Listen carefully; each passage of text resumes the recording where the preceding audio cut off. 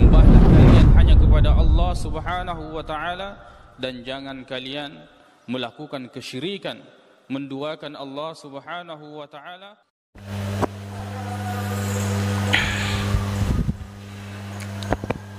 Innal hamdalillah nahmaduhu wa nasta'inu bihi wa nastaghfiruh wa na'udzu billahi min shururi anfusina wa sayyiati a'malina.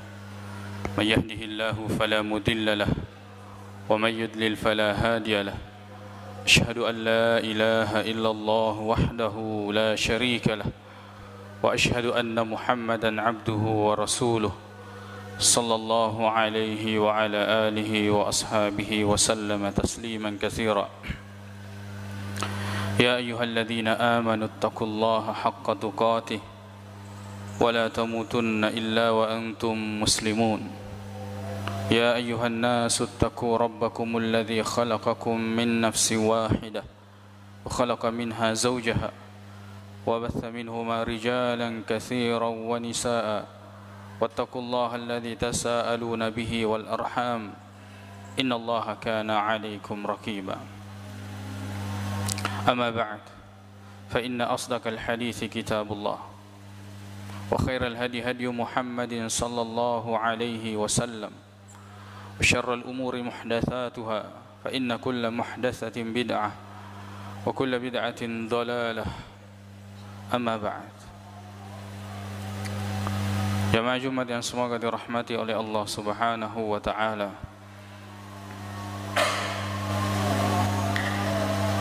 Di antara perkara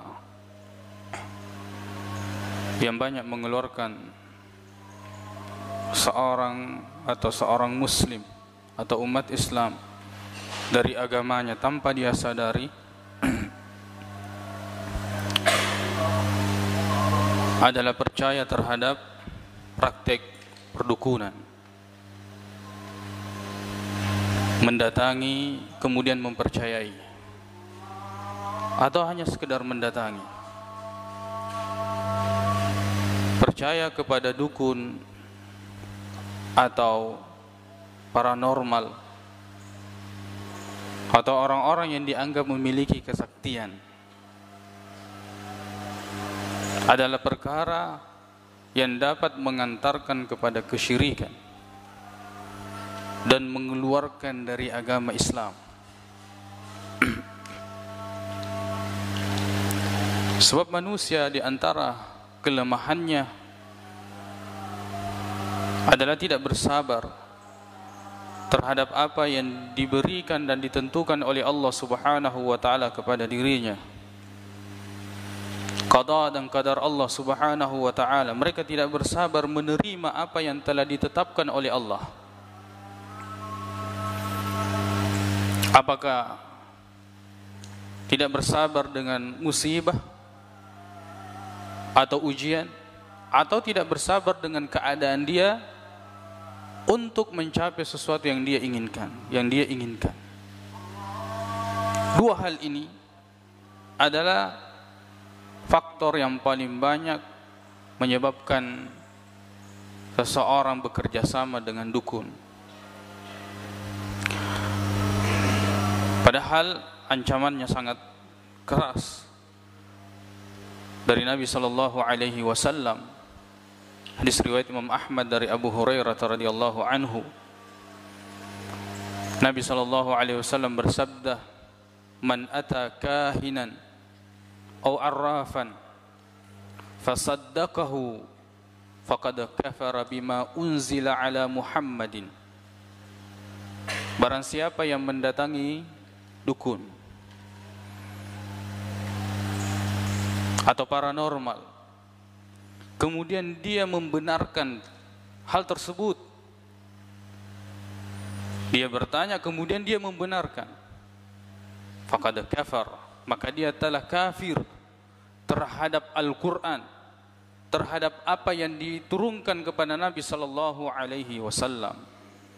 Dan tentu ini bukan perkara yang mudah, perkara yang dapat mengeluarkan seseorang dari agama Islam.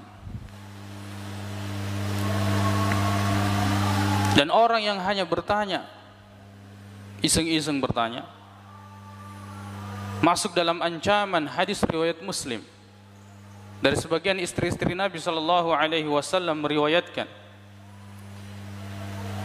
man sa'ala arrafan, barang siapa, man ata arrafan, barang siapa yang mendatangi paranormal, dukun, maka kata Nabi sallallahu alaihi wasallam, lam tuqbal salatuhu, tidak diterima salatnya 40 lailah, selama 40 malam. Masuk dalam hal ini yang sekarang canggih, di antara kita bermudah-mudahan dengan aplikasi yang sering muncul di media. Di situ ada prediksi bagaimana nasibmu ke depan, kamu jadi apa ke depan. Iseng, penasaran terhadap apa yang akan terjadi untuk dirinya di hari kemudian, di hari esok, 1 tahun, 2 tahun, atau masa yang akan datang. Siapa jodohmu? Pekerjaan apa yang akan kamu, jabatan apa yang akan kamu peroleh, bagaimana kondisi, dan seterusnya. Dengan bermudah-mudahan, padahal masuk dalam hadis Nabi SAW, walaupun itu hanya iseng-iseng, walaupun itu hanya permainan, keterkaitan hati itu yang menjadi pokoknya.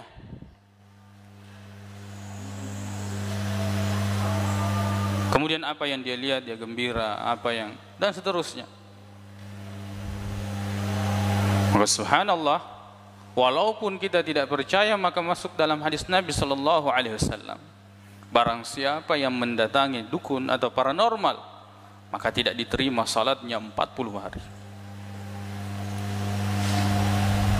Dan yang sangat berkaitan dengan ini adalah sihir.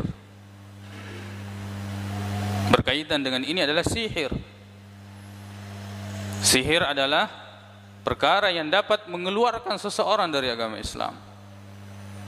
Sihir dalam hadis Nabi SAW, surat Bukhari dan Muslim, kata Nabi SAW, ijtanibu as-sab'al mubiqat, jauhilah 7 yang membinasakan.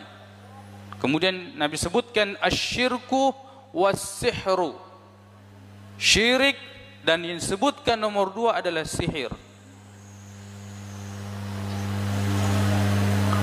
Hal yang dapat membinasakan seseorang. Dan sihir dengan kesyirikan itu satu paket. Bahkan sihir tidak bisa terjadi tanpa orang itu melakukan kesyirikan. Makanya dalam sebagian riwayat, meskipun dhaif, dijelaskan bahwa barang siapa yang melakukan sihir faqad asyraka, maka dia telah syirik. Karena sihir sangat identik dengan kesyirikan, bekerja sama antara manusia dengan jin, mengorbankan akidahnya.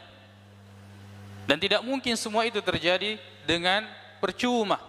Mesti ada yang dikorbankan dan sesuatu yang sangat berharga, yaitu akidah dan keyakinan. Allah Subhanahu wa taala berfirman tentang sihir, "Wa ma yu'allimani min ahadin." Dan Harut dan Marut ini tidaklah mengajarkan seorang pun, hatta yaqula, hingga keduanya berkata, "Innama nahnu fitnah." Kami ini ujian bagi kalian. Fala takfur. Maka jangan kalian kafir dengan mempelajari sihir. Dengan mempelajari sihir, apalagi mengamalkannya.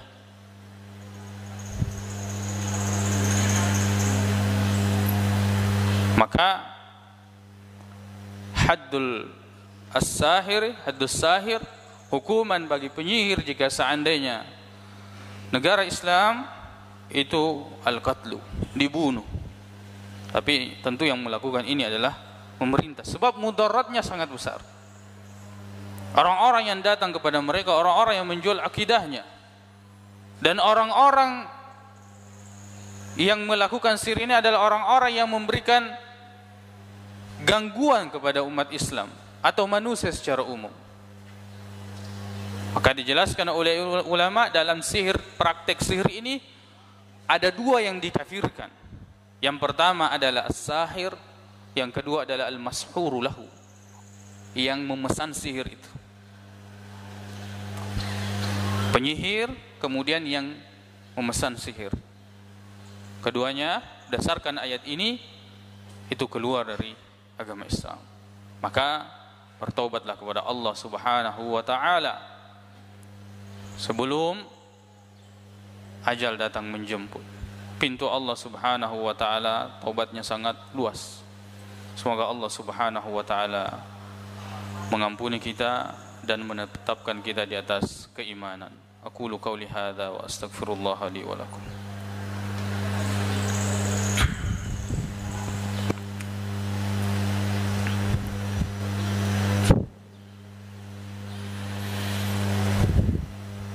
Alhamdulillahi rabbil alamin wal 'aqibatu lil muttaqin wala 'udwana illa 'alal zalimin. Asyhadu an la ilaha illallah wahdahu la syarika lah wa asyhadu anna Muhammadan 'abduhu wa rasuluh sallallahu alaihi wa ala alihi wa ashabihi wa sallam tasliman katsira, amma ba'd. Jemaah Jumat yang semoga dirahmati oleh Allah Subhanahu wa taala. Sihir atau mendatangi dukun atau paranormal adalah penyakit umat yang paling besar, akan tetapi disepelekan. Maka tugas kita untuk selalu membahas, memperingatkan. Sebab masalah-masalah yang seperti ini jarang sekali dibahas. Padahal itu adalah hal-hal yang bisa menghilangkan akidah seseorang. Kemudian itu tentang akidah. Di antara masalah fikih yang seringkali seorang muslim melalaikannya adalah meninggalkan salat ketika dia sakit. Meninggalkan salat ketika dia sakit. Padahal salat hukumnya wajib dalam kondisi apapun selama orang tersebut masih memiliki kesadarannya. Jika tidak sanggup berdiri, maka duduk. Fa illam tastati' fa qa'idan. Jika tidak sanggup berdiri, maka duduk. Jika tidak sanggup duduk, maka berbaring. Jika tidak sanggup berwudu, maka tayamum. Jika tidak sanggup wudu dan tayamum, maka salatlah sesuai dengan kondisi kita. Selama kita masih memiliki kesadaran, maka kita laksanakan salat ini. Perintah dari Allah Subhanahu wa taala. Yang kita perhatikan sebagian umat Islam, kecuali orang-orang yang betul-betul memahami dan dirahmati oleh Allah Subhanahu wa taala, itu kebanyakan ketika dia sakit meninggalkan salat. Kalau seminggu dia sakit, 1 minggu dia tinggalkan salat. Ini bukan perkara yang mudah. Salat adalah rukun Islam yang paling kuat setelah syahadat. Identitas kita yang paling nyata setelah syahadat. Mengucapkan asyhadu an la ilaha illallah wa asyhadu anna Muhammadar Rasulullah, mendirikan salat. Dan ini tidak pernah gugur kewajiban. Salat ini selama kita masih sadar, selama kita masih memiliki kesadaran kita. Dan biasanya orang bermudah-mudahan, padahal ancamannya sangat keras. Barang siapa yang meninggalkan salat, maka dia kafir. Hadis Nabi SAW, al-ahdul ladzi bainana wa bainal kufri tarkus salah. Yang menjadi perantara antara kita dengan kekufuran adalah meninggalkan salat. Walaupun khilaf di antara ulama, akan tetapi seorang muslim tidak akan pernah berani berdiri di antara kekufuran dengan kefasikan. Sependapat ulama tentang orang yang meninggalkan salat itu hanya 2. Ya, kalau tidak kafir, fasik, melakukan dosa yang sangat besar. Maka sakit apapun, dimanapun, bagaimanapun kondisi kita, selama kita masih memiliki kesadaran, maka kita laksanakan salat 5 waktu. Dan Allah Subhanahu wa taala tidak membebani kita kecuali sesuai dengan kemampuan. Perhatikan keadaan. Kalau kita tidak mampu berwudu, tayamum, tidak mampu berdiri, duduk, tidak mampu duduk, baring, salatlah sesuai dengan keadaan kita pada saat itu. Semoga Allah Subhanahu wa taala memberikan kita taufik untuk senantiasa menjaga salat 5 waktu dan menjaga keimanan kita sampai kita bertemu dengan Allah Subhanahu wa taala. Allahumma ighfir lana dhunubana wa israfana fi amrina wa thabbit aqdamana wansurna 'alal qaumil kafirin. Allahumma arinal haqqa haqqan warzuqna ittiba'a wa arinal batila batilan warzuqna ijtinabah. Allahumma habbib ilaina al-iman wa zayyinhu fi qulubina. Allahumma la tuzigh qulubana ba'da idh hadaitana wa hab lana min ladunka rahmah. Rabbana atina fid dunya hasanah wa fil akhirati hasanatan wa qina adzaban nar. Aqulu qawli hadza wa astaghfirullaha li wa lakum wa akhiru da'wana alhamdulillahi rabbil alamin wa aqimus salah.